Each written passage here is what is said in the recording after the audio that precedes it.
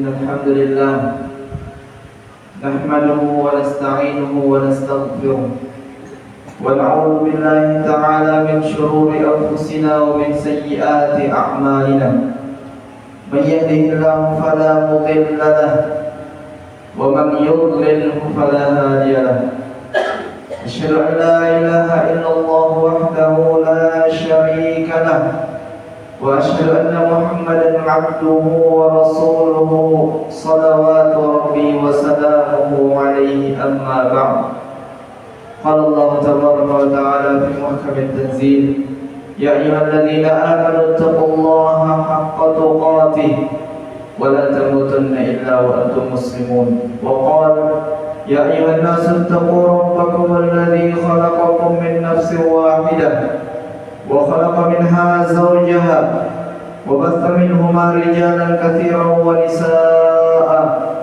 واتقوا الله الذي تساءلون به والأرحام إن الله كان عليكم رقيبا وقال يا أيها الذين آمنوا اتقوا الله وقولوا قولا سديدا يصلح لكم أعمالكم ويغفر لكم ذنوبكم ومن يطع الله ورسوله فقد فاز فوزا عظيما فإن أصدق الحديث كتاب الله وخير الهدى هدى محمد صلى الله عليه وسلم وشر الأمور محدثاتها فإن كل محدثة في الدين بدعة وكل بدعة ضلالة وكل ضلالة في النار أيها المسلمون أعزني الله وإياكم.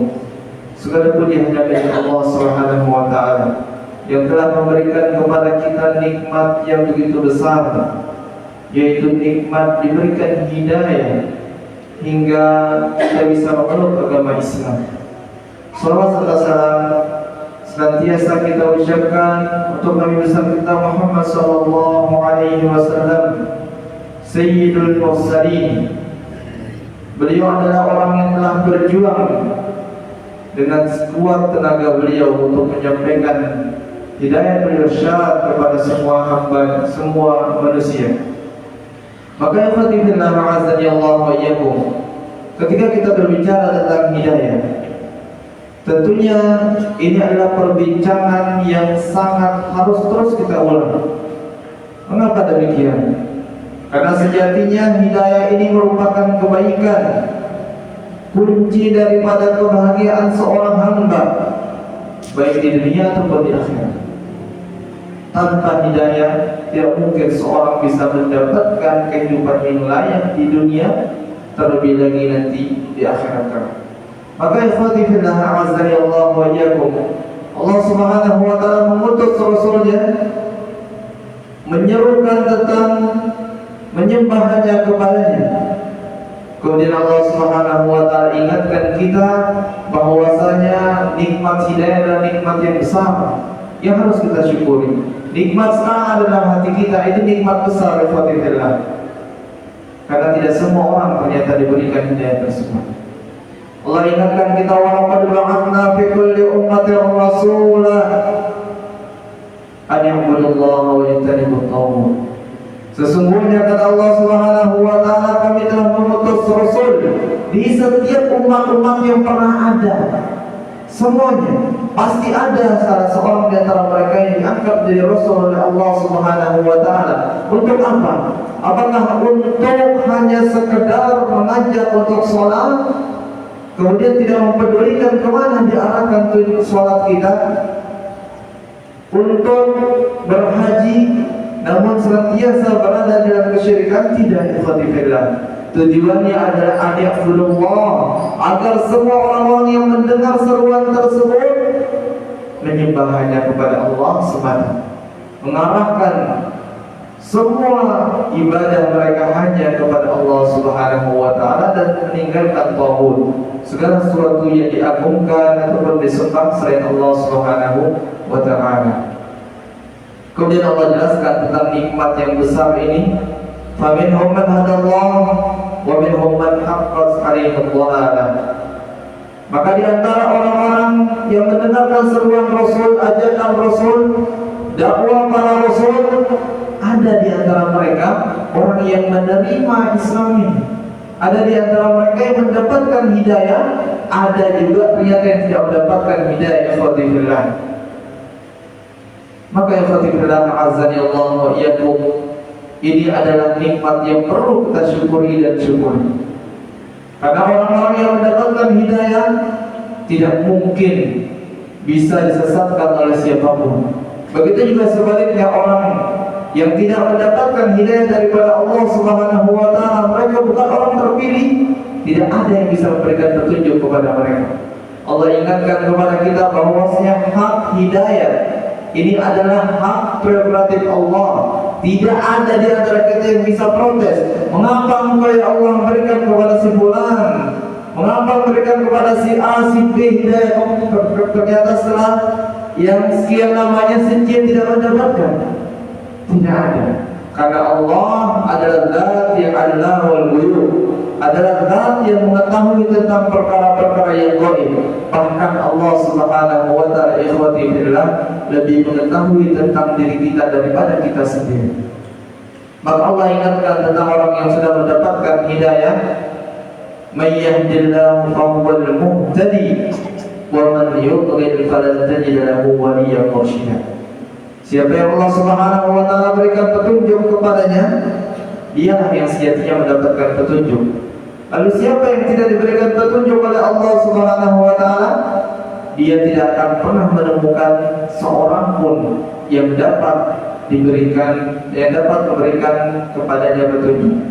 Ikhwati fillah azani Allah wa iyyakum.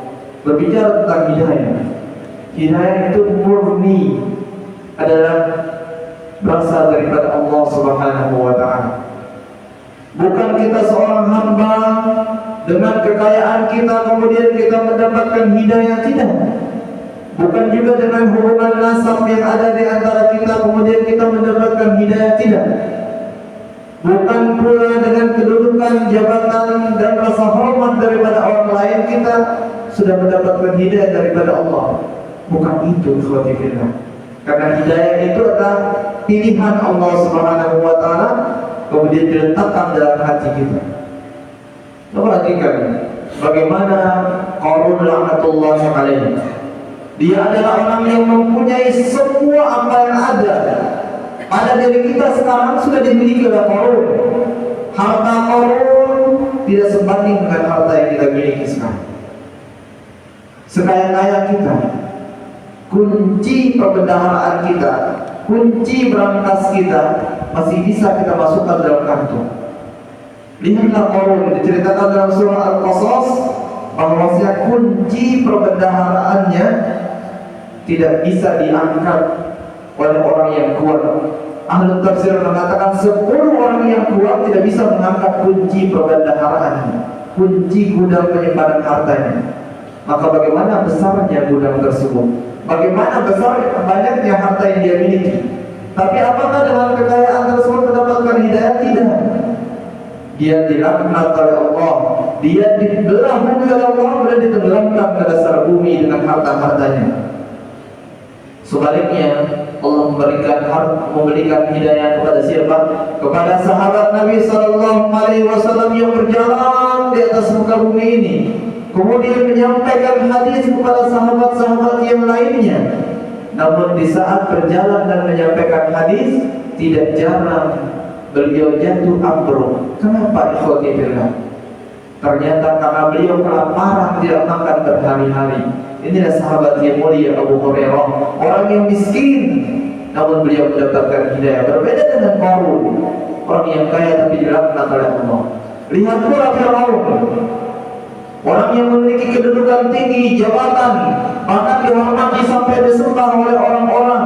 Dia mengatakan, ana rabbukumul a'la, menyampaikan diri aku adalah Tuhan kalian yang paling tinggi. Apakah dia mendapatkan hidayah? Tidak.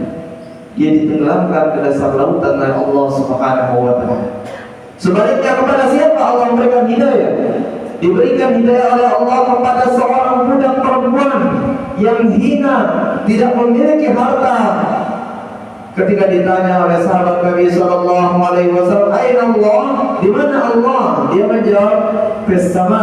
Allah di langit. Maka Nabi Sallallahu Alaihi Wasallam mengatakan, "Aqtidha fa innaha mu'minah." Lepaskan budak perempuan kecil ini, sesungguhnya dia adalah orang yang beriman. Hidayah diberikan oleh Allah Subhanahu wa taala. Begitu juga dengan hidayah tidak diberikan karena landasan hubungan nasab, tidak. Atau melihat bagaimana paman Nabi Sallallahu Alaihi Wasallam Abu Lahab misalkan, beliau adalah orang yang bergembira ketika Nabi Sallallahu Alaihi Wasallam lahir. Bahkan beliau mempunyai seorang budak perempuan yang bernama Thuwaibah al-Aslamiyah. Ketika Nabi Muhammad lahir, beliau bergembira. Beliau bebaskan budak tersebut saking gembiranya. Tetapi ketika datang mulai mendakwahi mereka, Nabi Sallallahu Alaihi Wasallam mendakwahi mereka, memanggil mereka ke atas gunung, ke atas bukit.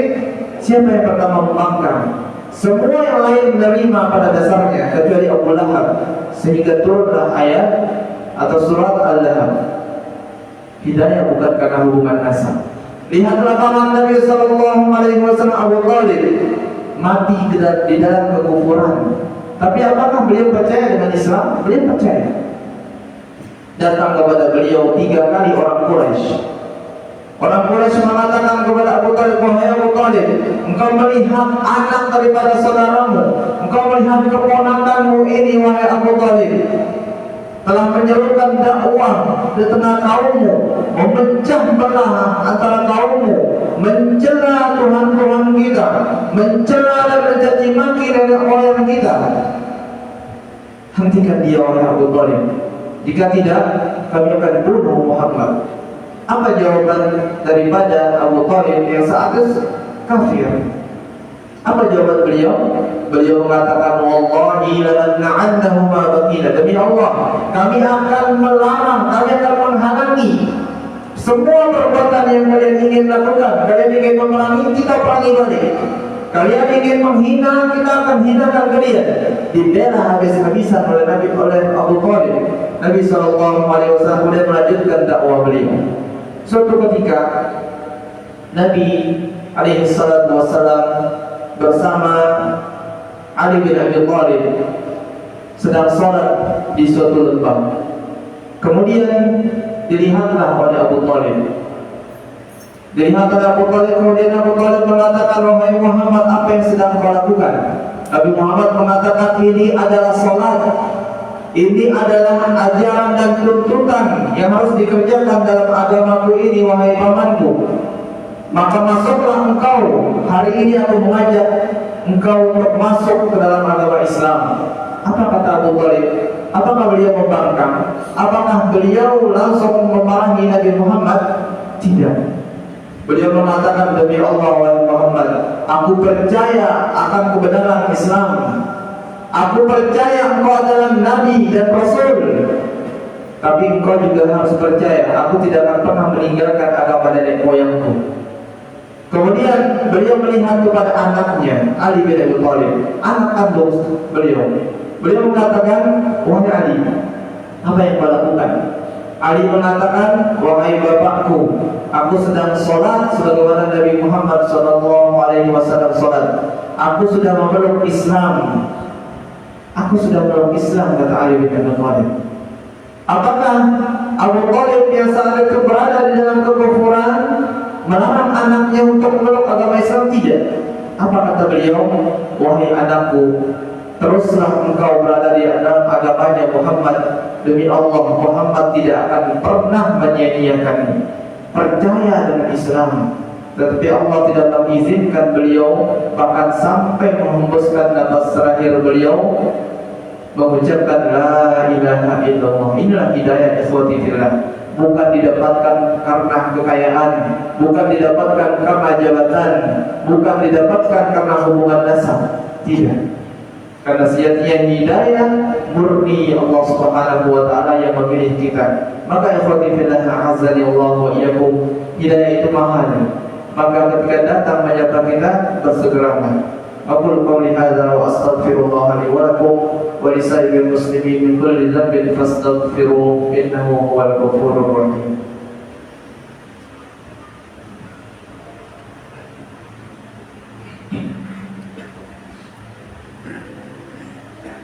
Alhamdulillah, wassalatu wassalamu ala habibina al-Mustafa Muhammad ibn Abdullah wa ba'd. Ikhwati fillah azani Allah wa iyyakum, hidayah itu mahal. Maka ketika hidayah itu datang kepada kita, mengetuk pintu hati kita, bersegeralah. Jangan sampai tidak akan datang kepada kita kesempatan yang kedua kalinya. Tidak peduli seburuk apapun kita, tidak peduli sejahat apapun kita pada masa lalu kita, ketika hidayah itu datang, bersegeralah dan bersegeralah. Lihatlah Umar bin Khattab, orang yang pernah berbuat syirik, pernah menguburkan anaknya hidup-hidup, pernah menyiksa kaum muslimin, pernah meminum minuman keras. Namun ketika hidayah datang, beliau masuk Islam dan beliau salah satu orang yang dijamin surga oleh Nabi SAW. Lihatlah Khalid ibn Walid, orang yang pernah merobek dan menghancurkan gigi geraham Nabi SAW, orang yang pernah membunuh kaum muslimin di perang Uhud dan perang-perang lainnya. Tapi ketika hidayah datang, tepat 4 tahun sebelum Nabi SAW meninggal, beliau memeluk agama Islam sehingga beliau dijuluki sebagai Saifullah al-Maslul, pedang Allah yang terhunus. Maka bersegeralah mencari dan menjemput dan berdoa agar hidayah tersebut melekat pada diri kita. Inna Allaha wa malaikatahu yusalluna 'alan nabi ya ayyuhalladzina amanu sallu 'alaihi wa sallimu taslima. Allahumma salli 'ala Muhammad wa 'ala ali Muhammad kama shallaita 'ala Ibrahim wa 'ala ali Ibrahim innaka Hamidum Majid. Wa barik 'ala Muhammad wa 'ala ali Muhammad kama barakta 'ala Ibrahim wa 'ala ali Ibrahim innaka Hamidum Majid. اللهم اغفر للمؤمنين والمؤمنات والمسلمين والمسلمات الأحياء منهم والأموات إنك سميع قريب مجيب الدعوات يا قاضي الحاجات. ربنا ظلمنا أنفسنا وإن لم تغفر لنا وترحمنا لنكونن من الخاسرين. ربنا هب لنا من أزواجنا وذرياتنا قرة أعين واجعلنا للمتقين إماما. اللهم اهدنا وسددنا، اللهم اهدنا وسددنا، اللهم انصر إخواننا المظلومين في غزة، اللهم انصر إخواننا المجاهدين في فلسطين. ربنا آتنا في الدنيا حسنة وفي الآخرة حسنة وقنا عذاب النار. وصلى الله على نبينا محمد وعلى آله وأصحابه أجمعين، وآخر دعوانا أن الحمد لله رب العالمين. أقيموا الصلاة. الله أكبر الله أكبر، أشهد أن لا إله إلا الله، أشهد أن محمدا رسول الله. حي على الصلاة، حي على الفلاح، قد قامت الصلاة، قد قامت الصلاة. الله أكبر الله أكبر، لا إله إلا الله. أقيموا صفوفكم واعتدلوا ومن لرسلنا يتعصم.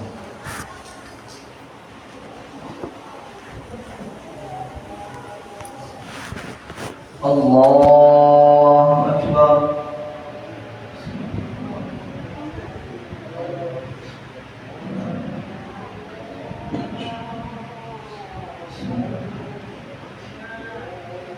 الحمد لله رب العالمين، الرحمن الرحيم، مالك يوم الدين، إياك نعبد وإياك نستعين، اهدنا الصراط المستقيم، صراط الذين أنعمت عليهم غير المغضوب عليهم ولا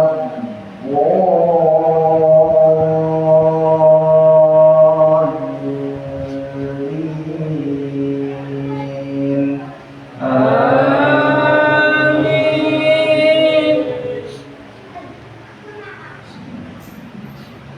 سبح اسم ربك الأعلى الذي خلق فسوى والذي قدر فهدى والذي أخرج المرعى فجعله غثاء أحوى. سنقرئك فلا تنسى إلا ما شاء الله، إنه يعلم الجهر وما يخفى. ونيسرك لليسرى فذكر إن نفعت الذكرى.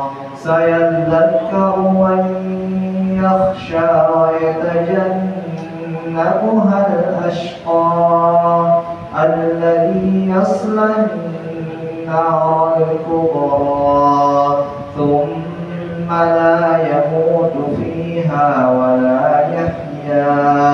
قد أفلح من تزكى وذكر اسم ربه فصلى.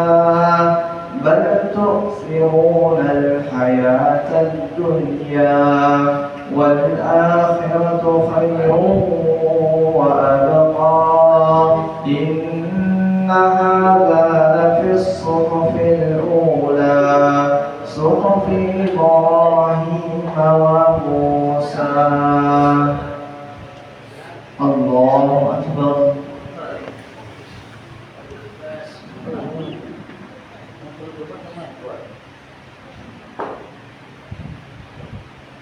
سمع الله لمن حمده.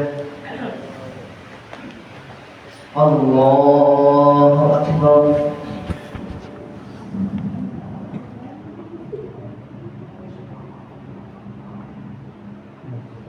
الله أكبر.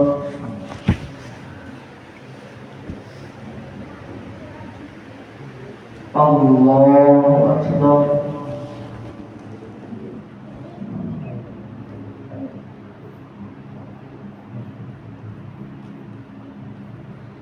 الله أكبر.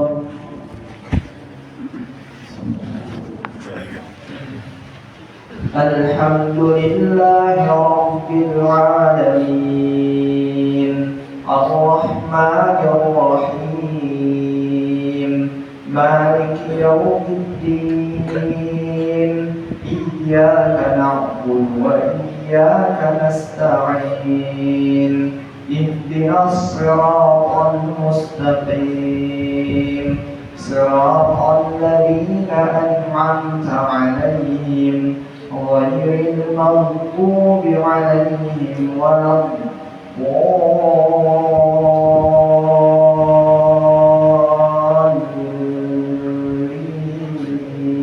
الضالين آمين. والتين والزيتون وطور سينين وهذا البلد الأمين لقد خلقنا الإنسان في أحسن تقويم ثم رددناه أسفل سافلين إلا الذين آمنوا وعملوا الصالحات فلهم أجر غير ممنون فما يكذبك بعد بالدين أليس الله بأحكم الحاكمين الله أكبر.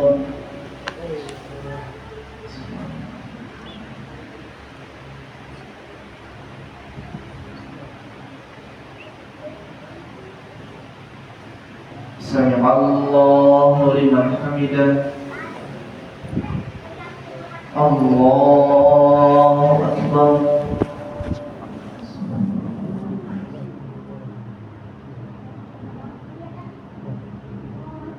الله أكبر.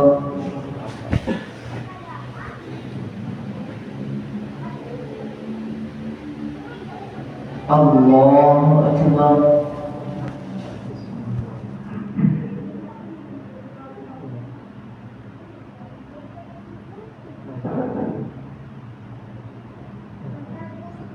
الله أكبر.